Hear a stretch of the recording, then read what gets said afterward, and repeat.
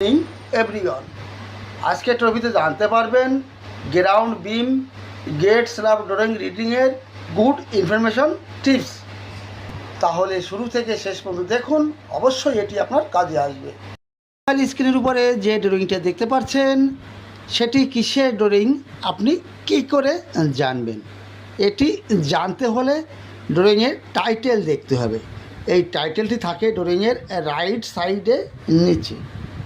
এখানে দেখুন, এটি ড্রয়িংয়ের title, ground beam gate slab details. এটি আপনার গ্রাউন্ড বিম গেট স্ল্যাবের ডিটেলস। এখানে গেট স্ল্যাব বলতে বোঝায় ঘরের ফ্লোরের উপর যে স্ল্যাবটি হয় সেটা হচ্ছে গেট স্ল্যাব। এরপরে দেখুন, এখান থেকে আমরা কি কি জানতে পারব। এখানে রাউন্ড টাইপের আছে, এটা কি, আর স্কোয়ার টাইপের আছে, এটা কি। আর এখানে দেখুন লাইন টানা আছে, এখানে লেখা আছে জিবি। আর আমরা তো টাইটেলে দেখেছি এটি হচ্ছে গ্রাউন্ড বিম, জিবি অর্থাৎ হচ্ছে গ্রাউন্ড বিতে বিম। এগুলি সব হচ্ছে আপনার গ্রাউন্ড বিম।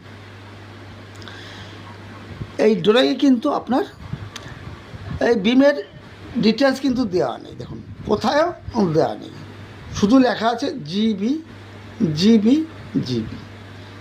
বিমের সাইজ, স্টিলের ডিটেলস কিছু দেওয়া নেই, শুধু জিবি লেখা আছে।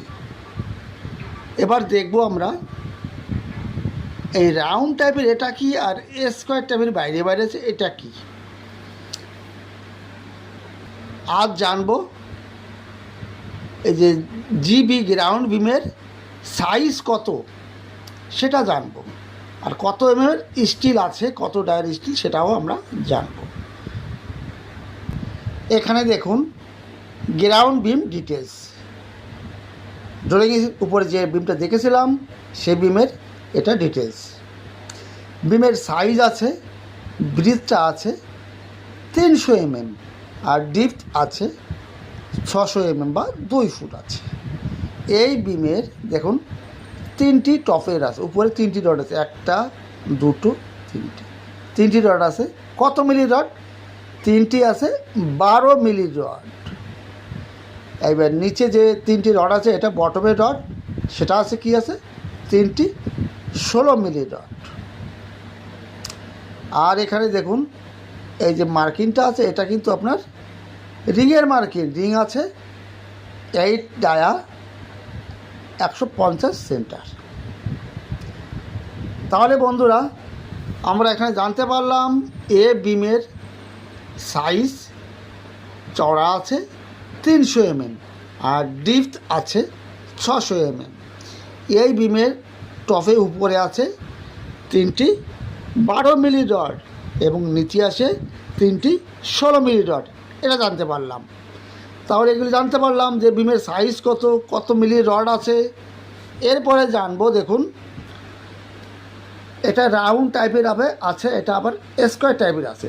যদি এটা কলম হতো তাহলে এখানে সি লেখা থাকতো, এখানে কিছু লেখা নেই, অর্থাৎ ড্রয়িং সেকশনে দেখব কি আছে। দেখুন এটা রাউন্ড টাইপের আছে, এটা আপনার পাইল, এটা আপনার পাইল, পাইলের উপরে আছে এটা প্যাডেস্টাল, অর্থাৎ ভিতরেরটা আপনার পাইল, বাইরেরটা আপনার প্যাডেস্টাল। এখানে দেখুন উপরেটা প্যাডেস্টাল আছে, আর প্যাডেস্টালে রড এখানে দেওয়া আছে দেখুন 4টি 12 ডায়া টপ অ্যান্ড বটম, 1 2 3 4টে টপ বটম 4টে 12 মিলি রড। আর প্যাডেস্টালের সাইজ দেখুন এখানে আছে 500 mm, 600 mm, আর থিকনেস আছে আপনার 300 mm। এই ডিপথ আছে 300 mm, আর 500 আর বাই 500 আছে আপনার এর সাইজ। লেন্থ ব্রিথ 500 বাই 500, আর 300 থিকনেস, এর ডিপথ বা থিকনেসটা আছে 300 mm। আপনার এর বাইরেরটা স্কোয়ার টাইপের আছে, এটা আপনার পাইল ক্যাপ, আর ভিতরটা হচ্ছে পাইল। এখানে একটা সেকশন দেখব, এই সেকশনে আমরা সব কিছু জানতে পারবো যে এখানে ফ্লোরে কী কী হবে, কী কী করতে হবে, সবই আমরা জানতে পারবো। এখানে দেখুন একটা সেকশন আছে, এখানে নিচে একটা পাইল আছে, পাইলের উপরে কি আছে, এটা আছে পাইল ক্যাপ, পাইল ক্যাপের উপরে আছে গ্রাউন্ড বিম, এটা গ্রাউন্ড বিম। এরপরে আছে পিসিসি, পিসিসির উপরে আছে ফিনিশিং পেপার ব্লক দিয়ে। দেখুন এখানে যে পাইল আছে, পাইলের উপরে হবে পাইল ক্যাপ, তার উপরে হবে এই বিমটা, এই বিমটা চলে গেল। প্রথমে পাইল, পাইলের উপরে এই স্কোয়ার মতন পাইল ক্যাপ, তার উপরে আপনার এই বিমটা হবে। এটা ক্লিয়ার? যে কোনো কাজ করতে গেলে আপনার একটা লেভেলের প্রয়োজন আছে। এখানকার লেভেলটা, এফএফএল লেভেলটা দেখুন এখানে আছে, FFL প্লাস 37.800 মিটার। এটা আপনার ফ্লোর ফিনিশ লেভেল। এই ফ্লোর ফিনিশ লেভেল হচ্ছে 37.800 মিটার। এরপরে এই ফ্লোর ফিনিশির দেখুন এটা আছে 125 mm, এরপরে আছে 100 mm, এটা আপনার পিসিসি, এরপরে আছে 230 mm জিএসবি ফিলিং, এর নিচে আছে আপনার ইয়েলো সেল মানে মাটির, এই মাটির উপরে আপনার জিএসবি আসবে, জিএসবি মেটাল ফিলিং আসবে, এরপরে পিসিসি আসবে, এরপরে আপনার পেভার ব্লক আসবে। এটা আপনার ফিনিশিং লেভেল। এই ফিনিশিং লেভেল হচ্ছে 37.800। আর এটা তো বিম এখানে আছে গ্রাউন্ড বিম, বিমের সাইজ ব্রিথটা আছে 300 mm আর ডিপথ আছে 600 mm।